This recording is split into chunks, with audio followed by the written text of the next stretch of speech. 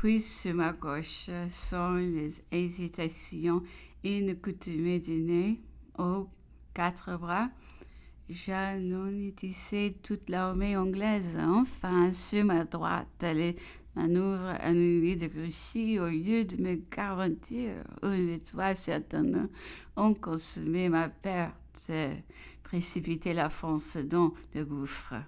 Non, a-t-il repris encore Wellington avec un talent spécial. Berthier avait bien le sien, il y excelle peut-être, mais il n'a point de création. La fortune a plus fait pour lui qu'il n'a fait pour elle.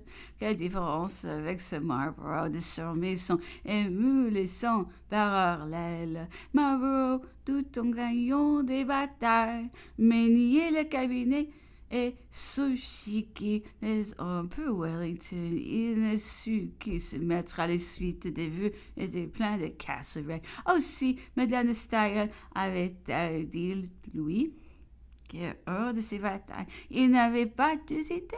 Les salons de Paris, d'un goût si fin, si délicat, si juste, ont prononcé à tout avant qu'elle avait raison, et le plénipotentiaire français à Vienne l'a consacré. Ses victoires, le résultat, l'influence oseront encore dans l'histoire, mais son nom passera même de son vivant.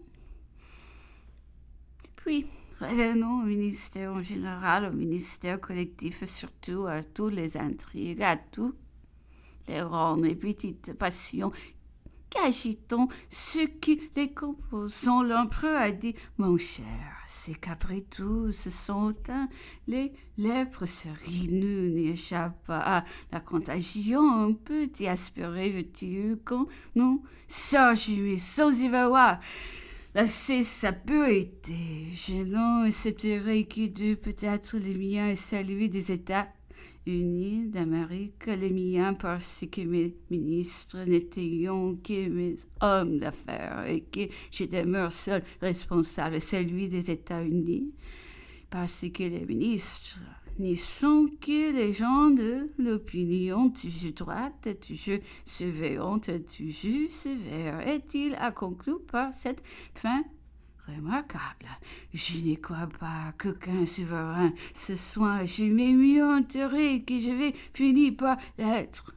Quel cri peut avec justice s'élever à cet égard? Et si l'on ne m'en a pas tenu compte, c'est qu'il n'est que trop souvent de mode parmi nous de fonder son cesse, et il s'est mis à passer en revue sous ses doigts les différents ministres, mes grands dignitaires, disait-il, commissaires.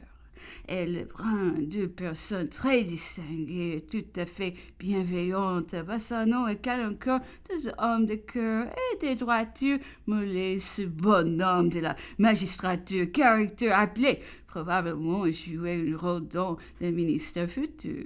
Montalivet, si honnête homme, décret d'une administration si pure et si rigoureuse, Gaudin d'un travail si simple et si sûr, Molière, des tons de perspicacité et de promptitude et tout, mais coussier d'état si sage, si bon travailleur. Tous ces noms demeureront inséparables du mien.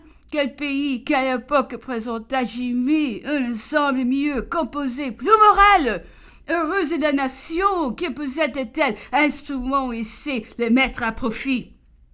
Bien que je ne fusse pas loin de mon naturel et que mon approbation fût en général purement négative, je n'en étais pas moins éclairé sur ce qui surveillons bien et qu'on était à ma reconnaissance le nombre est immense et les plus modestes ne sont pas les moins méritants aussi. Ne m'arriverait-il pas de citer les nommés tant sont-ils le tort de se voir oubliés et pourrait sembler un grade de ma part? Dimanche 17, l'empereur était souffrant, n'avait vu personne de tout le jour. Le soir, il me fait appeler. Je me montrais fort inquiète sur sa santé, mais il m'a dit être plus mal disposé d'esprit que souffrant de corps. et il s'est mis à causer, parcourant un grand nombre d'objets qui l'ont remis. Il s'est trouvé passer en revue de nouveau le général de l'armée d'Italie. Il est revenu sur le caractère et cité d'anecdotes qui les concernant à parler de l'avidité de l'un, de la forfanterie d'un autre, des sottises d'un troisième, les déprédations des plaisirs, des bonnes qualités d'autres et des grands et vrais services qu'en général ils ont rendu. Il s'est arrêté sur une d'eux qu'il y avait le plus aimé sur sa défection. L'un produisait, on le voit, le cœur navré et terminé en remarquant que peu ce qu'il connaissait de lui, il devait être parfois bien malheureux. Jamais, ce fait-il, défection n'avait été plus avouée ni plus funeste. Elle se trouve consignée dans le Moniteur, et de sa propre main, elle a été la cause immédiate de nos malheurs, les tombeaux de notre puissance, les nuages de notre gloire. Et pourtant, disait-il avec une espèce de ressouvenir d'affection, je le répète, parce que je le pense, ses sentiments vaudront mieux que sa réputation, sans que l'importe sur sa conduite et lui-même a continué l'empereur.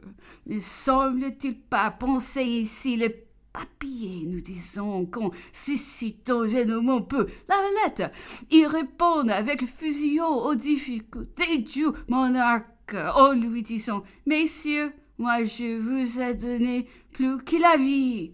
D'autres nous ont livré aussi, disait l'empereur, et d'une manière bien autrement vilaine encore, mais leur acte du moins n'est pas consacré par des pièces officielles comme celui-ci. »